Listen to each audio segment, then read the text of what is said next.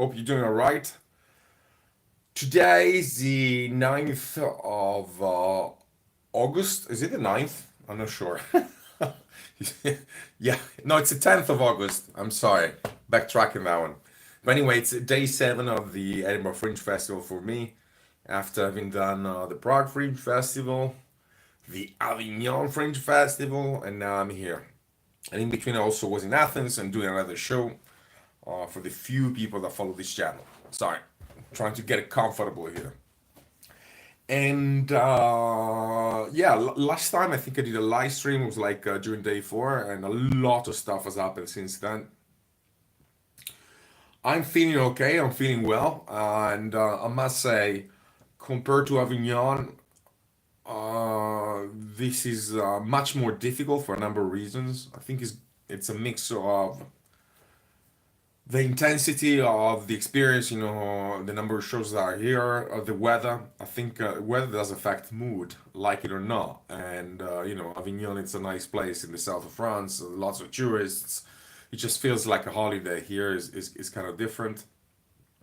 I don't know, just a number of reasons. I think I found the whole experience more energy draining in a way. But I'm feeling okay, and I was lucky enough to find this place where I'm staying right now at the University of Edinburgh and staying near a swimming pool. So I just went swimming a couple of times. When I say swimming, literally what I do, I float. I float in water, trying to ease my muscles, which are very sore. Uh, because of the walking, that's another thing. In Avignon, I was moving by bike, and here I gotta walk a lot. And the show I do is very physical, and yeah, just a number of factors really. So for the people that never been here before, my name is Tom Corradini, and I'm a physical theater artist, a theater producer, comedian, a lot of stuff. And I also have a website which you can visit at www.tomcorradini.it. And basically, I've been vlogging since May.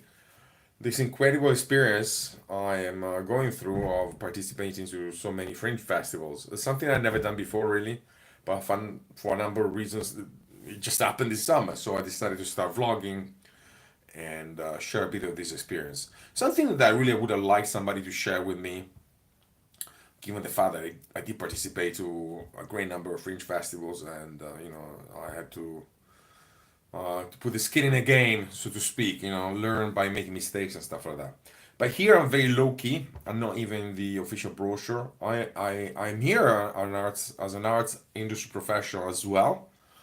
But I'm basically here to hone this show, which is a new silent comedy show I'm producing, it's a Shaolin Clown, which is my first solo show. And that's the introduction to the video. A bit of marketing, so to speak.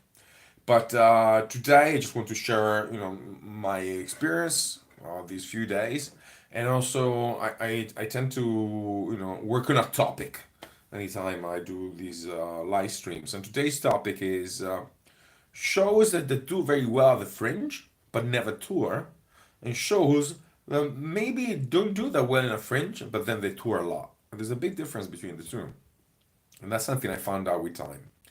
I'm saying this because I did see a lot of shows. Well, a lot. I mean, consider it's been like, I think 3 days since I've done my last streaming. So I went to see one, two, three, 4 shows. It's a lot for me, given the fact, I am managing my company at the same time as I'm here. Really, my work is round the clock, 24 hours a day. And I do lots of shows. You can find stuff I do on Amazon, and yeah, so that's the story. Also did some stuff for film, but that's another story. If I happen to be in a film set, maybe a vlog from there. I don't know, but let's see. Anyway, like I said, the day is very full for me, but nevertheless, I went to see 4 shows, pretty much on my genre, except one. One I really liked it a lot, so I'm just gonna share what I liked. And it's titled Small Little Things. It's not the complete title, but if you happen to be at this edition of the Edinburgh Fringe Festival, it's a silent comedy show, and the title is Small Little Things. I got the app here on the festival, so just look it up as I'm talking to you. And I am going to see a show tomorrow, so that makes 5. Now, for me, it's very important to see as many shows as I can. I think I actually, Small Little Things Another show, yeah, four. No, five, sorry. So that's gonna be the sixth one tomorrow. Let me check the complete title. Uh, oops, can't find it right now. Don't wonder why. Now this guy, who I didn't know before, is from New Zealand. So silly little things. I got the title wrong. Silly little things, and it's just unpronounceable. I just pronounce it as I read it. Tregive Wakenshow. Tregive sounds like some sort of Eastern European name, not sure. Maori, you name it. Anyway, that was a nice show. I really enjoyed it. Particularly because it was this person is a man is was by himself without any prop, which is difficult. And it's an hour long show. It worked well, and he had a full house. That's at the Assembly Roxy, and it's the show was it was like yeah, it was just like a sold out basically. So good for him, which is not easy here. I on the same day I went to see another show, uh, which I didn't find particularly interesting. So we refrained from saying the name of the show, the title, because you know there's no point in it. And but this guy was playing in a big venue, like 100 seats, more than 100 seats. It must have been like 120, and there were only 30 people in the house. He's playing in the afternoon. Of these 30 people, eight were from the venue. Now, what happens here? If you're, if you're in a venue, give the balloon, Space UK, Assembly, Pleasance, whatsoever, Underbelly. Basically, the way it works, you can go see all the other shows for free if there are seats available in which are playing in the same venue you belong to. So, you know, I mean, paying it would have been 22. And I was kind of shocked. Why is that? Well, because this person is advertising like crazy. I mean, he's got the posters out, he's got the small posters and something which is called a totem. So as you walk on the streets, Nicholson Street, Southbridge, and so on, you have like a bunch of mini posters making up a totem, and it just leaves there everywhere. So I was really surprised. Bear in mind, this other person, the one with the unpronounceable name I mentioned before, he's got like some big posters out and stuff like that. But still, I mean, the difference in audience attendance was quite evident. So I don't know why is that. I really don't know. And the only explanation I can give is probably word of mouth. And it might have been that this person, the first one I mentioned, Silly Little Things, that's the title of the show, has been here before. I actually don't know. This guy's based in New Zealand. And I went to check his Instagram account. And usually what I do, when I see some good shows, I tend to follow people because I'm very curious. I like to see, are they touring, are they not touring, and stuff like that. And it gives an impression that this person is not touring too much. Now, I remember when I was in 2012, and if I can, I'm gonna leave a description of this show.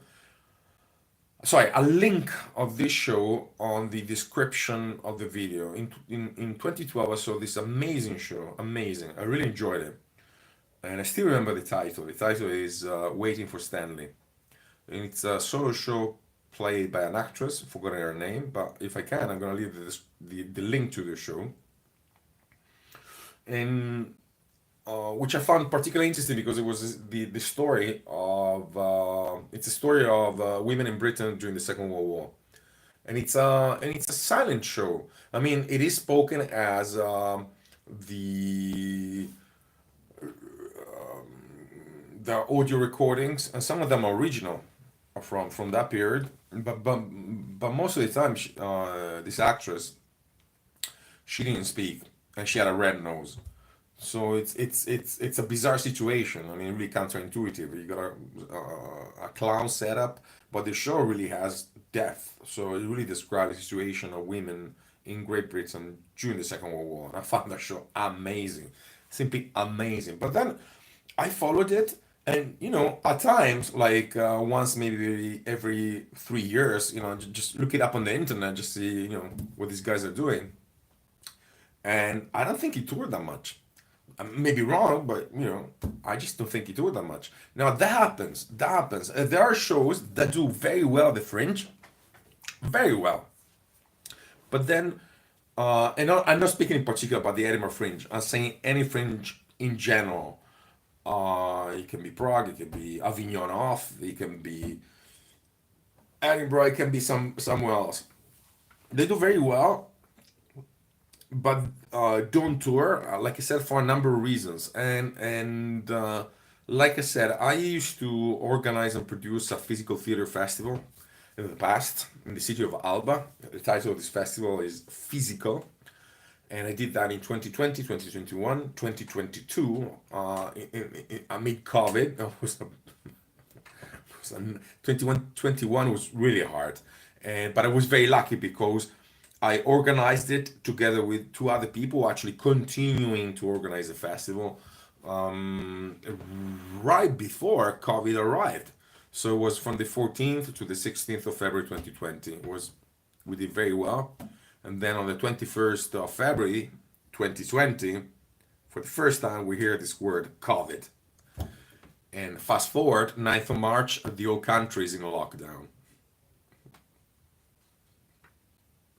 I'm laughing because it's just like unbelievable. I mean, but anyway, everybody wants to forget this story. I want to forget it as well. So 2021, we had the social distancing. 2022, it became really big. And then basically I left this festival because I had to decide whether I wanted to be an actor and whether I wanted to be on the stage or become a festival manager, because managing a festival is hard work. Now, why am I telling you this? And look it up, Physical Alba International Theatre Physical Festival. The two guys running the festival now, it's Marco and Ginevra, nice guys. So, but why am I telling you this? I'm telling you this because I have the eye of the programmer as well when I go see a show. I mean, it's not only that I am the artist, the writer, the producer. So I have many hats. This is a hat. I have many hats. So I can understand why a show can do very well at the Fringe, but really not tour. Basically, there are a series of reasons. First reason, just let me get it out of the way, is when the artist doesn't want to tour. That does happen. I've seen it for a number of reasons. So, for example, the artist may be based in New Zealand, and I've never been to New Zealand. Must be a fantastic country, but if I'm not mistaken, the population is 3.5 million people. So either you move from New Zealand, but if you stay there, I mean, your only chance would be to travel internationally, and it would not be cost effective. It's just impossible. Either you are a rock star, music or whatever, but in theater, forget about it. And that reminds me, for example, of a famous puppeteer. His name is Neville Tranter, well, whatever the pronunciation is. I call it Neville Tranter. And he's from Australia, but he's been living in Amsterdam since 1976. And I met him because I did a workshop with him some years ago. Uh, he's not only a puppeteer, he's a great actor. And what he does, he basically interacts as an actor on the stage with the puppets. And once again, I'll leave you the link of that one as well in the description of this video, because it's got two shows on the internet that you can watch for free. Why is that? Because he's not doing them any longer. And one of them, once again, it's about the Second World War. I'm obsessed with history. And it's titled Schicklbrügge. It's a show about Adolf Hitler during the last days in the bunker, okay, at the end of the Second World War. And it's a great show. It was very expensive for him, he told me. And then I just decided not to do it any longer. But the show is great. So once again, if you go through the description of this video, you're gonna find the link to that show. Um, and he told me that he had to move from Australia because there's no way he could have transformed his passion for puppetry, and the person just pours passion out of his pores, It's so nice to be with a person who not only is a master of his trade, but really does it with such passion and emotional engagement. Okay, so the person just told me, I just, there's no way I could have stayed in Australia. So I basically decided to move to Europe. Okay, so that's the first reason. But the second reason, there are shows that really do well at the Fringe for a number of reasons, but then just impossible for a programmer to book. And why is that? Well, if you are in Edinburgh, if you are in Avignon, there is a special atmosphere. There is a special aura to the place. Um, Even if you are in Edinburgh for the first time, just visiting for a couple of days, it's like being in Disneyland. Okay, I call it the Disneyland effect. And you're in Disneyland, and there are so many events and amusements out there, and you kind of want to try them all. Okay, in Disneyland, actually, you pay a ticket, a fixed ticket, and so you want to make the most of this experience. Well, it works the same with the Fringe, really. Word of mouth, people speak. You hear somebody talking in a pub, you get flyers, and you speak with the artist, and you like this person. A lot of people, I'm going to speak about flyer in the future, actually want to speak with the artist. It's not enough just to have the flyers. Maybe they want to have a chit chat for whatever reason. So there is a Fringe atmosphere which is very difficult to replicate outside the Fringe. And once you're back in the place where you come from, big city, London, Milan, New York, whatever, or a small village, it's just difficult to have that kind of vibe again. Okay, so if you go see a show, you really go to see a show with, I would say, not with the eyes of a child, so to speak. Okay, you expect more. You expect more. That's what I found out. So some shows, like I said, they do great on the Fringe, but they tend not to tour, and that's the second reason. And why is that? It's kind of a mystery. But when you're a programmer, you book shows, you know this is not going to work, and this is just going to work within a Fringe context. Okay.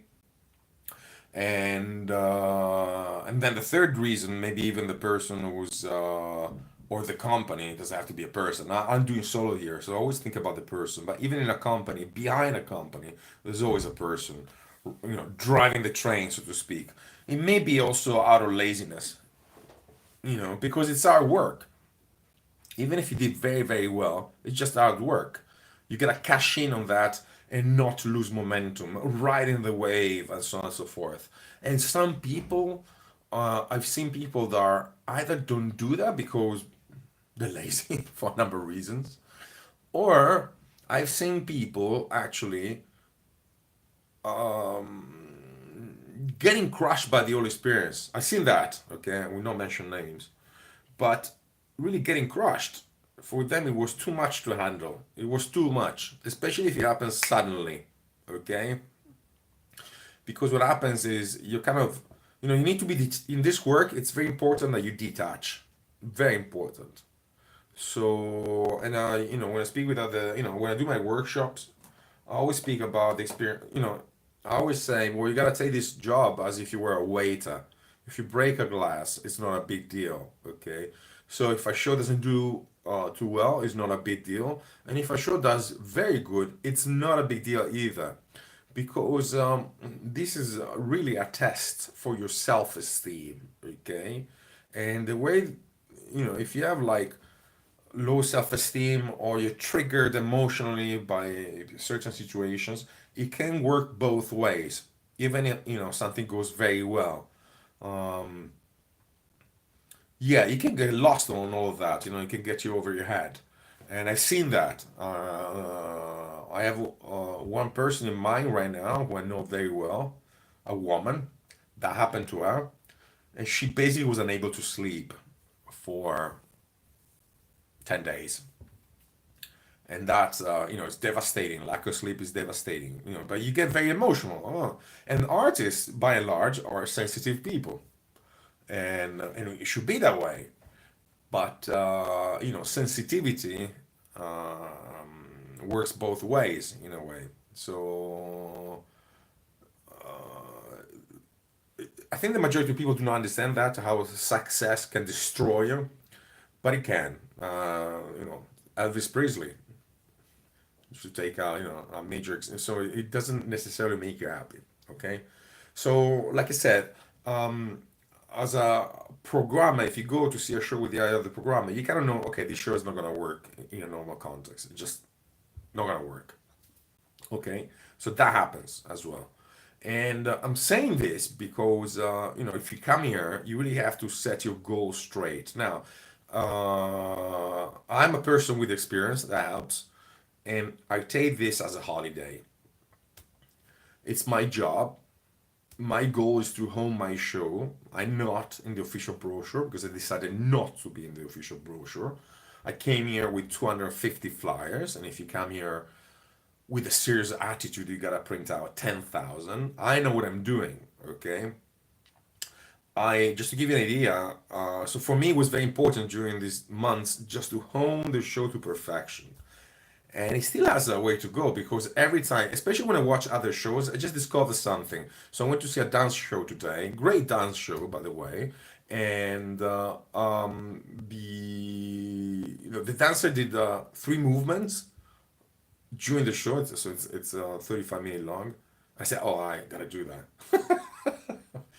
And then did another one. Oh, I gotta do that. That's incredible. Okay, so you always add something. My objective, so right now I'm on day 7. I still have 16 shows to do. Is to add something, a new movement, something to the show every single time. Okay, and I do have low attendance. I'm not gonna lie about that. But it's my fault because I don't fly. I don't have that many flyers. I mean, it's my fault. The few flyers now that I have left, they're from Avignon. Okay, La Tâche d'Ancre. So, and I have a bunch of these I took with me. But like I said, I'm very detached.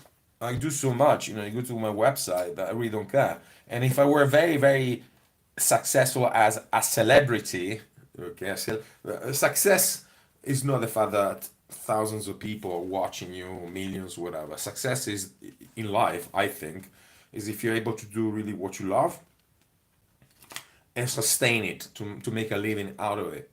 That's success, okay? I mean, I know I know lots of people, okay? And I can tell you some horror stories even about TV celebrities and stuff like that. That's not success, okay? And if I were to come back and try out a new show, probably would use a fake name. You know why? Because what happens is once you become a sort of celebrity, and one of the worst shows I've seen in my life is from a TV celebrity. Once again, I will not tell you his name. He's a man, famous guy in Italy, and I went to see this show. It was horrible, but still, stand-up ovation.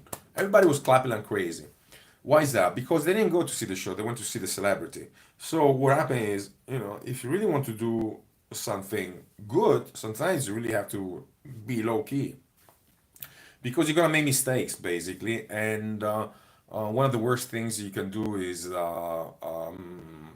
you know just go full on something when your prototype, and each and every show is a prototype, is not ready. And I learned that from a pro, okay, a great guy who actually when he produces a show does it in 150 small theaters all over Denmark. This guy lives in Denmark, so one thing uh, when you do this professionally, like I do, is you speak with lots of people, and you really what you want to learn is not how to do things. What you want to learn is mistakes that other people did in order not to repeat them. Okay, and one of the biggest mistakes you can do is just to come here with unrealistic expectations. I will call them. Now, Edinburgh or even Avignon can make or break. I mean, there are success stories out there, but there really are the exceptions. Okay, so that's the story. So, like I said, it's important to be realistic about what you do, but really don't get don't get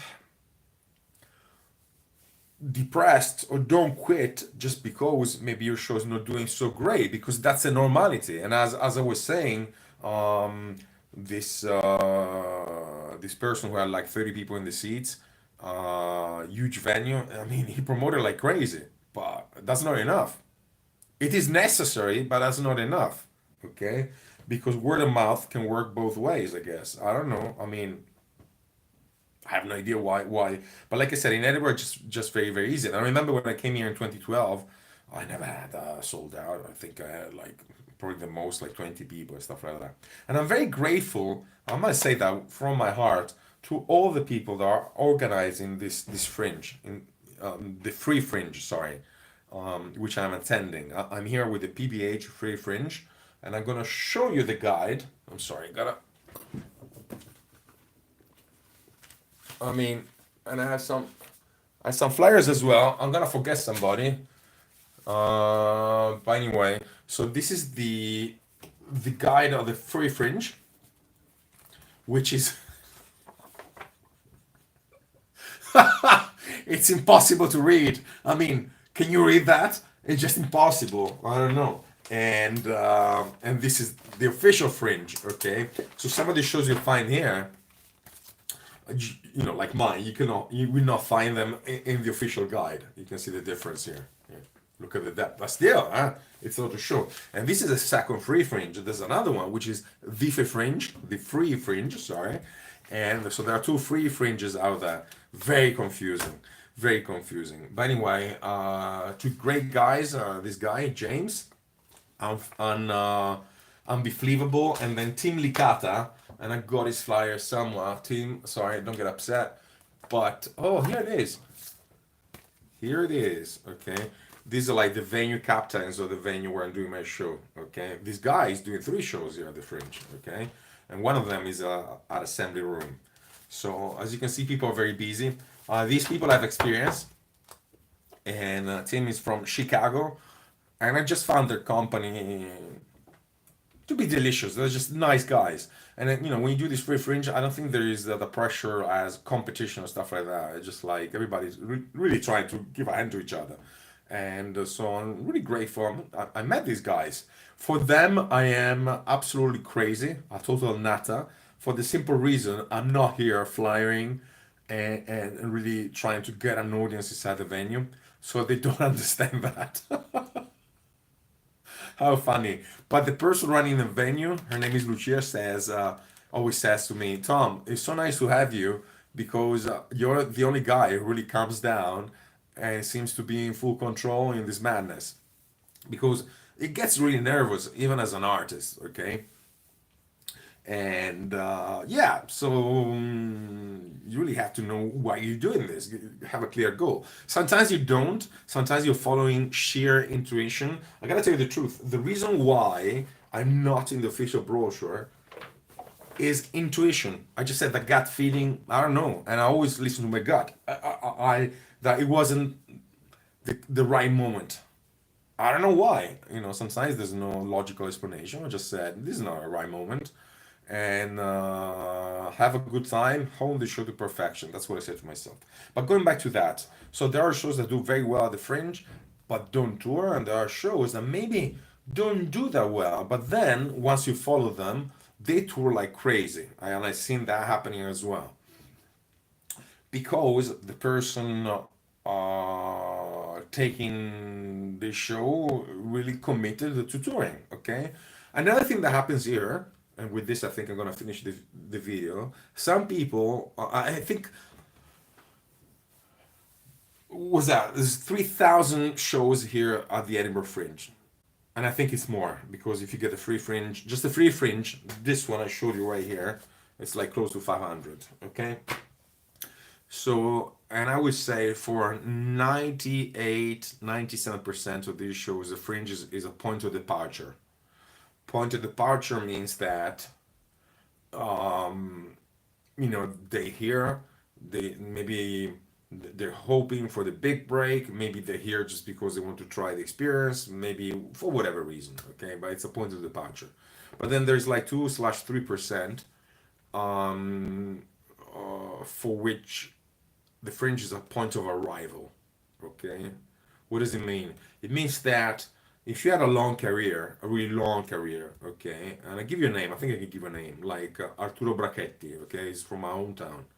And now this guy is extremely, is like the most famous quick exchange artist in the world, okay, and this guy had an absolute enormous career. So he performed in France. He's just very famous in France, very famous in Italy. He performed all over the world and stuff like that. He's here with the show. Now he's not here as a point to the. I don't think he's here. To just yeah, he may be here maybe to experiment something new. Maybe to maybe he hasn't performed too much in Britain. Maybe he wants to find new bookings in Britain and so on. But he comes with a name. I mean, a big, big, big name. And that's what I say for these guys. Then it's a point of arrival. They arrive here, okay?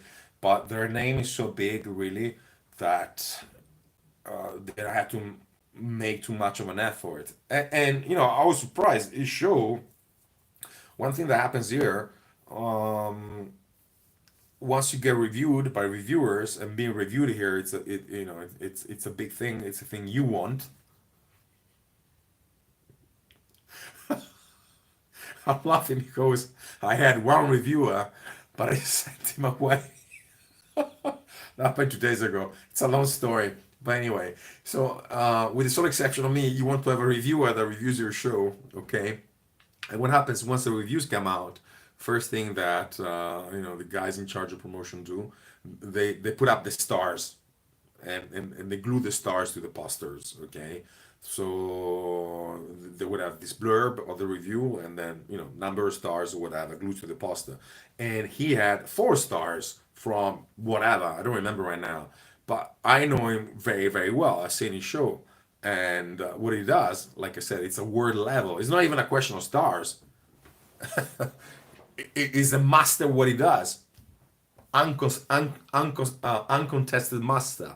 So, and then I see other shows like stand-up comedian, whatever. Let's go 5 stars, but it doesn't have all the baggage, all the experience with which Baracchetti comes. So I'm saying this just to show you how much of a game this is. I mean, it's just a game. It's a big game. So worst mistake you can do is to take it seriously. So if you come here, and do come, have fun. If you want to do this professionally, this is the experience you want to have.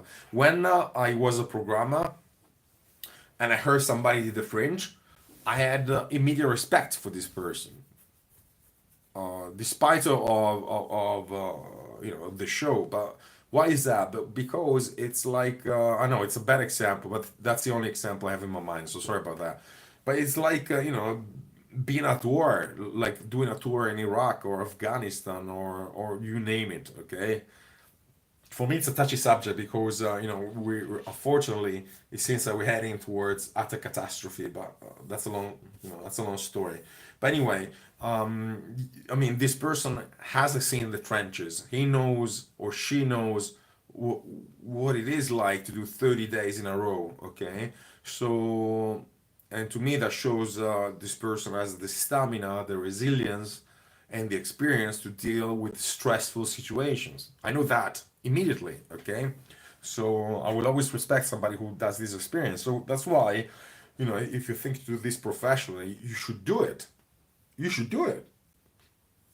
And if it goes good, well, then it goes well, and if it goes bad, it goes bad. Doesn't mean anything. There are shows that I'll tell you another story, and this is important before I finish. The only person I ever envied in this world, envy, a destructive emotion, was here at the Edinburgh Fringe in 2012. I had a beer with this person, and I told him, he's a man, and I told him, I envy you very much because what you did on the stage was incredible. This person triggered me big time. And envy is very important. I mean, not envy, not cheap envy, envy for money, envy for women, envy for whatever. But this guy was just able to do something on the stage that really moved me. I can say that I'm here with this show because I saw this guy 12 years ago. And I remember we had a beer together.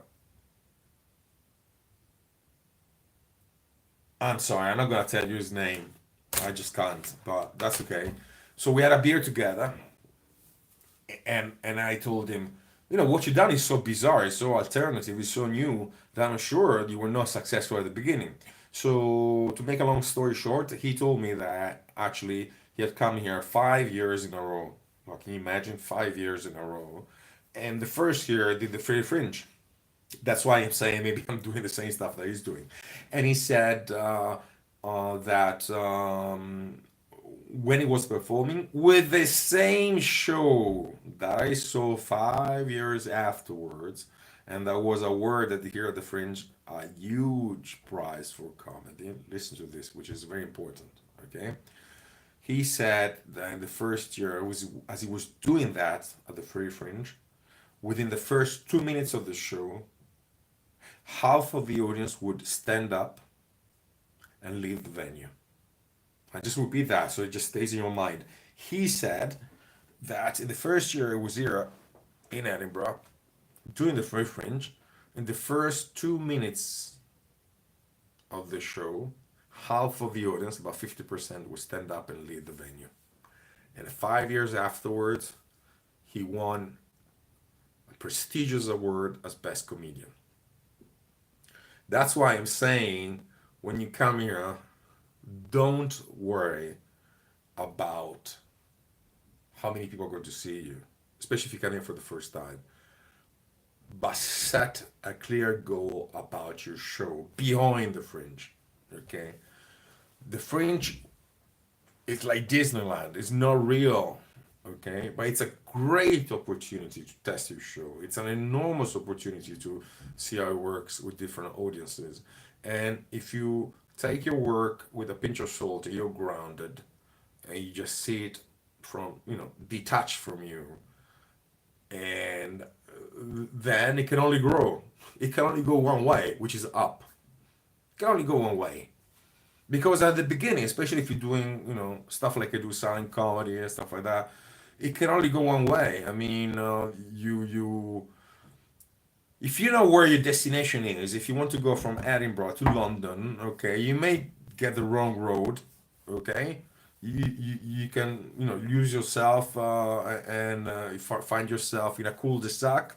Then you say, okay, I'll just turn back and find another road and so on. But eventually you will get to London. And so the worst mistake you can do is quit. It's the worst mistake you can do. And people quit always for emotional reasons. There's no other reason. It's because they cannot take the negative emotion that comes from a situation where they may have low attendance, not too many people coming to see them, and so on and so forth. And it has to do at the end with your self-esteem. Mind, okay, there are exceptions to this as well. And I'm gonna tell you the story of another show I saw here, which was fun. I really enjoyed it a lot. I'm gonna tell you the title of this show, and I'm sure this guy will not take it wrongly. This this show is like one of the maddest shows I've ever seen. Okay, let me see. I gotta find the title of this show.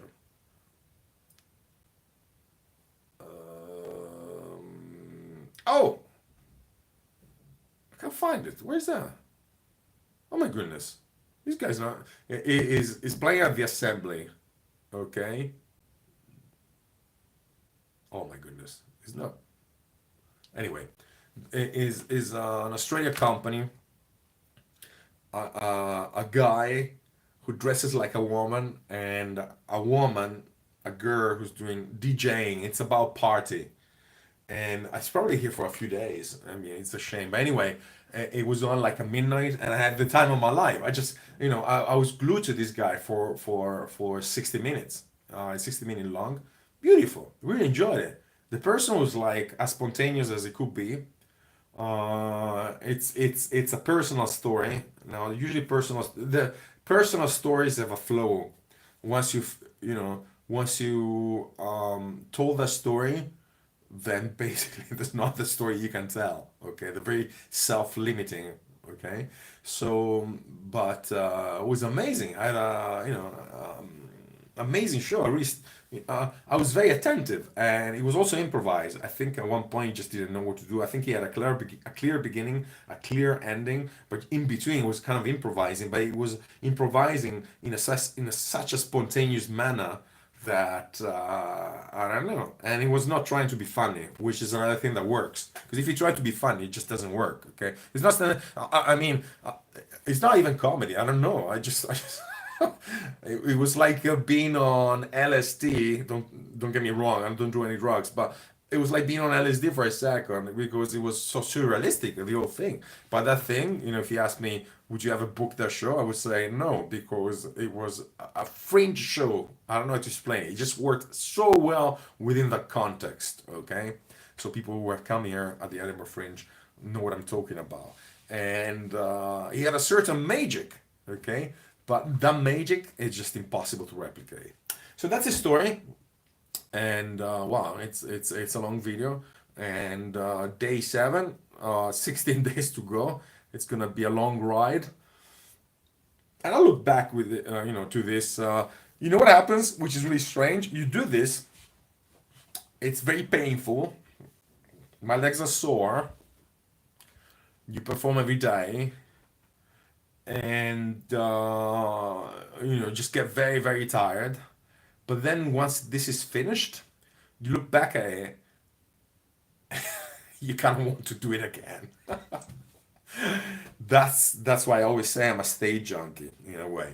So it's incredible. I've been doing this since May, and for the people watching me, just very grateful. I don't know who you are, but just very grateful, seriously. And I hope that whatever I say can be of help. Okay. So if you're watching this a year from now, 2 years from now, because the way YouTube works, these videos may be watched 3 years from now. Leave a comment, and if I'm still around on this bizarre planet called Earth, I just reply and try to help you out in the best way I can within the limits of the time I have available and the energy I have available. All right. So having said that, everybody enjoy this summer of 2024 wherever you are, and enjoy life. Bye bye. Take care.